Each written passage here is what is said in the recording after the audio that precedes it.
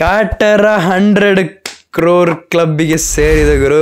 ಏನು ಅನಿಸುತ್ತೆ ನಿಮ್ಮ ಅನಿಸಿಕೆನ ಲೈಕ್ ಹೇಳ್ತಾ ಹೋಗಿ. ಇದೊಂದು ಕನ್ನಡ ಸಿನಿಮಾ ಆಗಿರುವಂಥದ್ದು. ನೀವು ಪ್ಯಾನ್ ಇಂಡಿಯಾ ಲೆವೆಲ್ಗೆಲ್ಲ ಯೋಚನೆ ಮಾಡೋಕೆ ಹೋಗ್ಬಿಡಿ. ಇನ್ಮೇಲೆ ಬರುವಂಥ ಕಲೆಕ್ಷನ್ ಬಗ್ಗೆ ಆಮೇಲೆ ನಾವು ಮಾತಾಡೋಣ, ಯಾಕೆಂದರೆ ಓವರ್ಸೀಸ್ ಕಲೆಕ್ಷನ್ ಅಲ್ಲ, ಅದ್ರ ಬಗ್ಗೆ ಆಮೇಲೆ ಮಾತಾಡೋಣ. ಸದ್ಯಕ್ಕೆ ಹೇಳೋದಾದರೆ 104 ಅಂತ ಅನೌನ್ಸ್ಮೆಂಟ್ ಮಾಡಿರುವಂಥದ್ದು, ಆದರೆ 106 ಕೋಟಿ ಕಲೆಕ್ಷನ್ ಆಗಿದೆ ಇಲ್ಲಿವರೆಗೂ. ಅಫಿಷಿಯಲಿ ಬಸ್ ನ್ಯೂಸ್ ಎಲ್ಲ ಪ್ರಕಾರ, ರಿಪೋರ್ಟ್ಸ್ ಪ್ರಕಾರ ಇರುವಂಥದ್ದು 106 ಕೋಟಿ ಆಗಿರುವಂಥದ್ದು.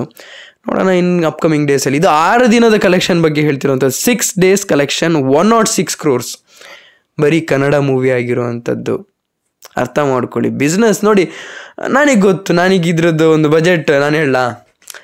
ಹಬ್ಬಬ್ಬ ಅಂದರೆ ನಾನು ನಿಮಗೆ ಒಂದು ಹೇಳ್ತಿರೋದು ಮ್ಯಾಕ್ಸಿಮಮ್ ಹೇಳ್ತಿದ್ದೀನಿ, ಮಿನಿಮಮ್ ಅಲ್ಲ, ಮ್ಯಾಕ್ಸಿಮಮ್ ಎಷ್ಟು ಖರ್ಚು ಮಾಡಿರ್ಬೋದು ಅಂತ ಹೇಳ್ತಿರೋವಂಥದ್ದು 25 ಕೋಟಿ. ಅಷ್ಟು ಮಾಡಲ್ಲ, 16, 15, 12 ಈ ಥರ ಮುಗಿಸ್ತಾರೆ. ಆದರೂ ಕೂಡ 25 ಕೋಟಿ ಅಂತಲೇ ಅಂದ್ಕೊಳ್ಳಿ. ಪ್ರಾಫಿಟ್ ಎಲ್ಲೋಯ್ತು ನೋಡಿ, 106 ಕೋಟಿ.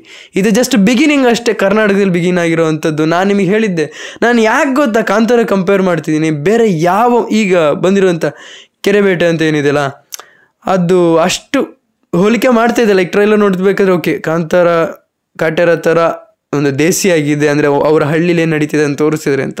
ಬಟ್ ಆ ಥರ ಕಂಪ್ಯಾರಿಸನ್ ಮಾಡೋಕ್ಕಾಗಲ್ಲ. ಅದು ಸ್ಪೆಷಲ್ ಪ್ಲೇಸ್ ಇದೆ, ಕಾಂತಾರ ಮತ್ತು ಕಾಟೇರಾಗೆ ಒಂದು ಸ್ಪೆಷಲ್ ಪ್ಲೇಸ್ ಇದೆ. ಯಾಕೆ ಅಂದರೆ ಆ ಸಿನಿಮಾದಲ್ಲಿ ಕಲ್ಚರ್ ತೋರಿಸಿದ್ದಾರೆ, ನಮ್ಮ ನಾಡಿನ ಒಂದು ಕಲ್ಚರ್ನ ತೋರಿಸಿದ್ದಾರೆ. ಅದರಲ್ಲಿ ಏನಾದರೂ ಚೇಂಜಸ್, ಒಳ್ಳೆ ರೀತಿ ಚೇಂಜಸ್ನ ಹೇಗೆ ಮಾಡ್ಬೋದು ಅಂತ ಕೂಡ ತೋರಿಸಿದ್ದಾರೆ. ಏನಾದರೂ ತಪ್ಪಿದರೆ ಯಾವ ರೀತಿ ಚೇಂಜಸ್ ಮಾಡ್ಕೋಬೇಕು ಅಂತಲೂ ಕೂಡ ತೋರಿಸಿದ್ದಾರೆ. ನನಗೆ ಗೊತ್ತಿರೋಂಗೆ ಇದೆರಡು ಮೂವಿನ ಯಾವುದಕ್ಕೂ ಕೂಡ ಕಂಪೇರ್ ಮಾಡೋದು, ಈ 2 ಮೂವಿನ ಬೇರೆದು ಕಂಪೇರ್ ಮಾಡೋದು ತುಂಬಾ ದೊಡ್ಡ ತಪ್ಪು ಅಂತ ನನ್ನ ಅನಿಸಿಕೆ ಆಗಿರುವಂಥದ್ದು.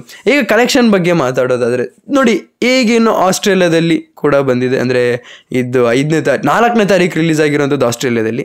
ನಾವೇನು ಅಂದ್ಕೊಂಡ್ವಿ ಅಂದರೆ ಅಮೇರಿಕಾ ಮತ್ತು ಕೆನಡಾದಲ್ಲೇ ಫಸ್ಟಿಗೆ ರಿಲೀಸ್ ಆಗುತ್ತೆ ಅಂತ. ಅಲ್ಲ. ಬಟ್ ಇದು ಯಾಕೆ ಸ್ಪೆಷಲ್ ಆಗಿ ಹೇಳ್ತೀನಿ ಅಂದರೆ, ಇದು ಹೊಂಬಾಳೆ ಅಲ್ಲ ಗುರು, ದೊಡ್ಡ ಪ್ರೊಡಕ್ಷನ್ ಹೌಸ್ ಏನಲ್ಲ.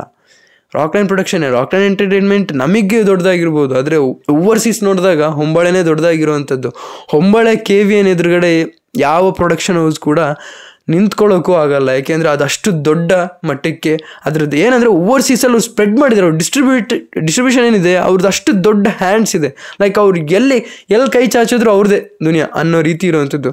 ಅಂಥದ್ರಲ್ಲಿ ಅಂಥ ದೊಡ್ಡ ಪ್ರಮೋಷನ್ ಕೂಡ ಇಲ್ದಲೇ ಈ ಮೂವಿ ಇಷ್ಟು ಹೋಗಿರೋದು ತುಂಬಾ ದೊಡ್ಡ ಖುಷಿ ಆಗುತ್ತೆ, ಆಯಿತಾ. ಹಾಗೆಯೇ ನಾನು ಹೇಳ್ದಾಗೇನೆ ಕನ್ನಡ ಮೂವೀಸ್ ಅಂತ ಬಂದಾಗ ಇದೊಂದು ಸ್ಪೆಷಲ್ಲಾಗಿ ಉಳ್ಕೊಳ್ಳುತ್ತೆ. ಲೈಕ್ ಕಾಂತಾರ ಥರ ಅಂತಲೇ ಹೇಳ್ಬೋದು. KGF ಬಂದಾಗ, ಕಾಂತಾರ ಬಂದಾಗ ಎಷ್ಟು ಖುಷಿಯಾಗಿದ್ನೋ ನಾನು ಪ್ರೌಡಾಗಿ, ಲೈಕ್ ಕನ್ನಡ ಸಿನಿಮಾ ಗುರು ಇದು ಅಂತ ಹೇಳ್ಕೊತಾ ಇದ್ನೋ. ಓಮ್ ಬಂದಾಗ ಕೂಡ ಇದೇ ಪ್ರೌಡ್ ಮೂಮೆಂಟ್ ಇದ್ದಿದ್ದು, ಇದು ಕನ್ನಡ ಸಿನಿಮಾ ಗುರು ಅಂತ. ಅದಾದಮೇಲೆ ಕಾಂತಾರ ಬಂತು, ಅದು ಅಲ್ಲ KGF ಬಂತು, ಕಾಂತಾರ ಬಂತು, ಈಗ ಕಾಟೇರಾಗಿ ಅದೇ ಒಂದು ಎಮೋಷನ್ನ ಫೀಲ್ ಮಾಡ್ಕೊತಾ ಇದ್ದೀನಿ. ಇದೆಲ್ಲ ನಾನು ಹೇಳ್ತಿರೋದು ಏನು ಗೊತ್ತಾ, ಪರವಾಗಿಲ್ಲ, ನನಗೇನು ಬೇಜಾರಿಲ್ಲ. ಇದೆಲ್ಲ ನನ್ನ ಡಿ ಬಾಸ್ ಫ್ಯಾನ್ಸ್ ಅವ್ರಿಗೆ ಮಾತ್ರ ಅರ್ಥ ಆಗ್ತಾ ಇದೆ ನಾನು ಹೇಳ್ತಿರೋವಂಥ ವಿಷಯ. ಬೇರೆ ಯಾರಿಗಾದರೂ ಡಿ ಬಾಸ್ ಫ್ಯಾನ್ಸ್ ಅಲ್ಲದೇ ಇರೋರಿಗೆ ಕೂಡ ಅರ್ಥ ಆಗಿದ್ರೆ ದಯವಿಟ್ಟು ಕಮೆಂಟ್ ಸೆಕ್ಷನ್ ತಿಳಿಸಿ. ಯಾಕೆಂದರೆ ಇದು ತುಂಬಾ ಇಂಪಾರ್ಟೆಂಟ್ ಆಗಿದೆ ಈ ವಿಷಯ. ನಾನು ಮಾತಾಡ್ತಿರೋವಂಥ ಪ್ರತಿಯೊಂದು ವರ್ಡ್ಸ್ ಕೂಡ ತುಂಬ ಡೀಪ್ ಆಗಿರುವಂಥದ್ದು, ನಿಮ್ಮ ಎದೆ ಒಳಗಡೆ ಇಳಿಬೇಕು ಅಂತ ನನ್ನ ಆಸೆ ಆಗಿರುವಂಥದ್ದು. ಓಕೆ, ಇದಿಷ್ಟು ಬಿಟ್ಟಾಕಿ ಇದು ಮೂವಿ ಬಗ್ಗೆ ಆಯಿತು, ಕಲೆಕ್ಷನ್ ಬಗ್ಗೆ ಆಯಿತು. ಈಗ ನಾನು ನ್ಯೂಸ್ ಅಪ್ಡೇಟ್ಸ್ ಬಗ್ಗೆ ಹೇಳೋದಾದರೆ, ಡೆವಿಲ್ ಬಗ್ಗೆ ಕೇಳ್ತಿದ್ದೀರಲ್ಲ, ಈಗ ಇದ್ರ ಬಗ್ಗೆ ಯೋಚನೆ ಮಾಡಿ. ಡೆವಿಲ್ ಬಗ್ಗೆ ಸತ್ಯವಾಗ್ಲೂ ಹೇಳ್ತೀನಿ, ನಾನು ಮಾತಾಡಬೇಕು ಅಷ್ಟೇ ಬಿಟ್ಟರೆ, ಸುಮ್ಮನೆ ನೀವು ಕೇಳಿದ್ದಕ್ಕೆ ನಾನು ಒಂದು ಹೇಳಬೇಕು ಬಿಟ್ಟರೆ ಯಾವುದೇ ಒಂದು ರಿಯಲ್ ನ್ಯೂಸ್ ಇರಲ್ಲ. ಈಗ ಯಾರೇ ಕೂಡ ಡೆವಿಲ್ ಅದಾಯ್ತಂತೆ ಇದಾಯ್ತಂತೆ ಅಂತ ಏನಾದರೂ ವೀಡಿಯೋ ಹಾಕಿದ್ರು ಕೂಡ ಅದು ಫೇಕೇ ಆಗಿರುತ್ತೆ. ನಾನು ಹಂಗೆ ಫೇಕ್ ಹೇಳೋದಕ್ಕಾಗಲ್ಲ. ನನ್ನ ಮುಖನ ನಿಮ್ಮ ಎದುರುಗಡೆ ಇಟ್ಟು ಮಾತಾಡಬೇಕಾದ್ರೆ ಆ ಥರ ಹೆಂಗೆ ಬೇಕಂಗೆ ಹೇಳೋದಕ್ಕಾಗಲ್ಲ. ಸೊ ಡೆವಿಲ್ ಬಗ್ಗೆ ಅಫ್ಕೋರ್ಸ್ ವೀಡಿಯೋ ಮಾಡ್ತೀನಿ, ಅದು ಬಂದಾಗ. ಓಕೆನಾ. ಈಗ ಮಾರ್ಟಿನ್ ಬಗ್ಗೆ ಮಾತಾಡೋದಾರೆ, ಮಾರ್ಟಿನ್ದು ಆಡಿಯೋ ರೈಟ್ಸ್ ಏನಿದೆ ಅದು ಸರಿಗಮ ಅವ್ರಿಗೆ ಕೊಟ್ಟಿದ್ದಾರೆ. ತುಂಬ ಒಂಥರ ಡಿಸಪಾಯಿಂಟ್ ಆಯ್ತಾಯ್ತಾ. ಆ್ಯಕ್ಚುಲಿ ಮಾರ್ಟಿನ್ ಅವ್ರದ್ದು ದೊಡ್ಡ ಮಾರ್ಕೆಟಿಂಗ್ ಆಗಬೇಕಿತ್ತು, ಆದರೆ ಸರಿಗಮ ಪರವಾಗಿಲ್ಲ ಅಂತ ಯೋಚನೆ ಮಾಡಬೇಕಷ್ಟೇ. ಯಾಕೆಂದರೆ ಅವ್ರು ಪ್ರತಿಯೊಂದು ಲ್ಯಾಂಗ್ವೇಜಲ್ಲಿ ಅವ್ರು ರಿಲೀಸ್ ಮಾಡೋದಕ್ಕೆ ರೆಡಿ ಇರ್ತಾರೆ. ಆದರೂ ಕೂಡ ಇನ್ನೂ ದೊಡ್ಡದಾಗಿ ಏನಾದರೂ ದೊಡ್ಡ ಟಿ ಸೀರೀಸಿಗೆ ಆ ಥರದ್ದೇನೋ ಕೊಡ್ಬೋದಾಗಿತ್ತು ಅಂತ ಅನ್ನಿಸ್ತಾ ಇದೆ. ಪರವಾಗಿಲ್ಲ, ನೋಡೋಣ. ಯಾವುದು ಕೊಟ್ಟರು ಮಾರ್ಟಿನ್ ಅಲ್ವಾ, ಕನ್ನಡ ಸಿನಿಮಾ ಅಲ್ವಾ, ಬೆಳೆಯುತ್ತೆ, ನೋಡೋಣ. ಇಲ್ಲ, ನಾನು D58ಗೆ ಕಾಯ್ತೀನಿ ಡೈರೆಕ್ಟಾಗಿ. ಯಾಕೆ ಹೇಳ್ತಿದ್ದೀನಿ ಅಂದರೆ, ಇವರ ಒಂದು D58 ಏನಿದೆ ಇದು history based, like it's real incident, history based ಒಂದು ದೊಡ್ಡದಾಗಿ ಮ್ಯಾಸಿವ್ ಆಗಿ ಬರೋ ಕೊಟ್ಟಿದೆ. ಅದರಲ್ಲೂ ಪ್ರೇಮ್ ಅವರು ಈ ಒಂದು ಎಮೋಷನ್ನ ತುಂಬ್ತಾರೆ. ಇಂಥ ಒಂದು ಸ್ಟೋರಿ ಹಿಸ್ಟ್ರಿ ಅಂತ ಬಂದಾಗ ಒಂದು ಎಮೋಷನ್ಸ್ನ ತುಂಬ್ತಾರೆ, ಅದನ್ನು ಖುಷಿಯಾಗಿರುತ್ತೆ.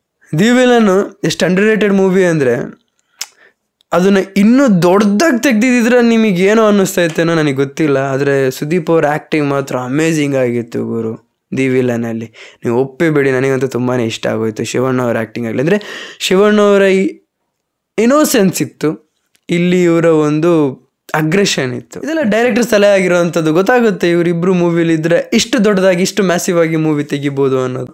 ಲೈಕ್ ಕಾಟೇರನೇ ದೊಡ್ಡ ಮೂವಿ ಅಂತ ಅಂದ್ಕೊಂಡಿದ್ದಾರೆ ಎಲ್ಲರೂ ಕೂಡ. ಆದರೆ ಕಾಟೇರ ಒಂದು ದೊಡ್ಡ ಮೂವಿ ಆಗಿರೋವಂಥದ್ದಲ್ಲ, ಒಂದು ಸಮಾಜಕ್ಕೆ ಒಂದು ಮೆಸೇಜ್ ಕೊಡಬೇಕು ಅಂತ ಮಾಡಿರೋವಂಥ ಮೂವಿ ಆಗಿರೋವಂಥದ್ದು. ಆದರೂ ಕೂಡ ಆ ಮೆಸೇಜ್ ಕೊಡಬೇಕು ಅಂದ್ಕೊಂಡಿದ್ರಲ್ಲೇ ಇಷ್ಟು ಮ್ಯಾಸಿವ್ ಆಗಿ ತೋರಿಸಿರಲ್ಲ ಗುರು. ಇಡೀ ವರ್ಲ್ಡೇ ಡಿಮ್ಯಾಂಡ್ ಮಾಡ್ತಿದೆ ಅಂದಾಗ ಜಸ್ಟ್ ಇಮ್ಯಾಜಿನ್ ಮಾಡಿ ಮೂವಿ ಪೊಟೆನ್ಷಿಯಲ್ ಎಷ್ಟಿದೆ ಅಂತ. ಆದರೆ ಕೊಟ್ಟಿರೋಂಥ ಡೆವಿಲ್ಲು ಕೂಡ D58 ಕೂಡ ತುಂಬ ಜನ ನೇಮ್ ಆಗ್ತಿದ್ರೆ ಅದು ಕನ್ಫರ್ಮ್ ಏನಲ್ಲ D58 ಏನು ಅಂತ. ಕನ್ಫರ್ಮ್ಡ್ ಆದಮೇಲೆ ನಾನು ಹೇಳ್ತೀನಿ, ಅಥವಾ ಡೆವಿಲ್ ಹಾಗೂ D58 ಬಗ್ಗೆ ನೆಕ್ಸ್ಟ್ ಸಪ್ರೇಟ್ ವೀಡಿಯೋ ಮಾಡ್ತೀನಿ. ಅದಕ್ಕೂ ಮೊದಲು ಈ ಕಮೆಂಟರ್ ಹಾಕಿರೋ ಅಂಥ ಒಂದು ವಿಡಿಯೋ ಮೇಲೆ ನಾನೊಂದು ವಿಡಿಯೋ ಮಾಡಲೇಬೇಕು. ನಾನು ಯಾವಾಗಲೂ ವಿಡಿಯೋ ಮಾಡೋಕ್ಕೆ ಕೂತಾಗ ತುಂಬಾ ಎಕ್ಸೈಟೆಡ್ ಆಗಿರ್ತೀನಿ, ಯಾಕೆಂದರೆ ಹೊಸ ನ್ಯೂಸ್, ಒಂದು ಮೂವಿ ಇಂಡಸ್ಟ್ರಿಯಿಂದ ಬರ್ತಾ ಇರೋವಂಥ ನ್ಯೂಸು, ಅದು ನಿಮಗೆ ಹೇಳೋಕೆ ಕೊಟ್ಟಿದ್ದೀನಿ, ಅಪ್ಡೇಟ್ಸ್ನ ಕೊಡೋಕೆ ಕೊಟ್ಟಿದ್ದೀನಿ ಅಂತ. ಆದರೆ ಇವತ್ತು ವಿಡಿಯೋ ಮಾಡೋಕೆ ಕೂತಾಗ ತುಂಬಾ ಖುಷಿ ಆಯ್ತಾಯ್ತಾ ಮನಸ್ಸಿಗೆ. ಒಂದು ಕಮೆಂಟ್ ಓದಿ ಬಂದಿದ್ದೀನಿ. ಅಂದರೆ ವಿಡಿಯೋ ಮಾಡೋದಕ್ಕೂ ಮೊದಲು ಒಂದು ಕಮೆಂಟ್ ಓದಿದೆ, ಒಂದು ಕನ್ನಡ ಇಂಡಸ್ಟ್ರಿ ಬಗ್ಗೆ ಇಷ್ಟೊಂದು ಯೋಚನೆ ಮಾಡ್ತಾರಲ್ಲ, ಲೈಕ್ ಇಷ್ಟೊಂದು ಖುಷಿಯಾಗಿದ್ದಾರಲ್ಲ, ಹ್ಯಾಪಿ ಆಗಿದ್ದಾರಲ್ಲ, ಯಾವುದೇ ಒಂದು ಬೌಂಡ್ರೀಸ್ ಹಾಕಿಲ್ಲ ಅವರು. ಈ ಹೀರೋ ಬೇಕು, ಈ ಹೀರೋನೇ ಇರಬೇಕು ಅಂತ ಯಾವುದೇ ಒಂದು ಬೌಂಡ್ರೀಸ್ ಹಾಕಿಲ್ಲ. ಕನ್ನಡ ಸಿನಿಮಾ ಅಂತ ಯೋಚನೆ ಮಾಡೋದ್ರಲ್ಲ ಅಂತ ತುಂಬಾ ಖುಷಿ ಆಯ್ತು. ಯಾಕೆ ಅಂದರೆ ಕನ್ನಡ ಸಿನಿಮಾಕ್ಕೆ ಮಾತ್ರ ಆದ್ಯತೆ ಕೊಡಬೇಕು, ನಮ್ಮ ಹೀರೋಸಿಗೆ ಆದ್ಯತೆ ಕೊಡಬೇಕು. ನಾನು ಇದೇ ಹೀರೋಗೆ ಪರ್ಟಿಕ್ಯುಲರ್ ಆಗಿ ಸಪೋರ್ಟ್ ಮಾಡ್ತೀನಿ ಅಂತ ಕೂರ್ದಲ್ಲೇ ಕನ್ನಡ ಸಿನಿಮಾಸ್ನ ಅಂದರೆ ಕನ್ನಡ ಹೀರೋಸ್ನ ಸಪೋರ್ಟ್ ಮಾಡ್ತೀನಿ ಅಂತ ಹೊರಟಿದ್ದಾರಲ್ಲ, ನಿಮ್ಮ ಒಂದು ಕಮೆಂಟಿಗೆ ತುಂಬಾ ಧನ್ಯವಾದ ಅಂತ ಹೇಳ್ತಾ ನೋಡಿ. ಇಷ್ಟು ನಿಮ್ಮ ವಿಡಿಯೋ ಲೈಕ್ ಮಾಡಿ, ಶೇರ್ ಮಾಡಿ, ಚಾನಲ್ ಸಬ್ಸ್ಕ್ರೈಬ್ ಆಗಿದ್ರೆ ಸಬ್ಸ್ಕ್ರೈಬ್ ಮರಿಬೇಡಿ. So keep watching, love you all, piece.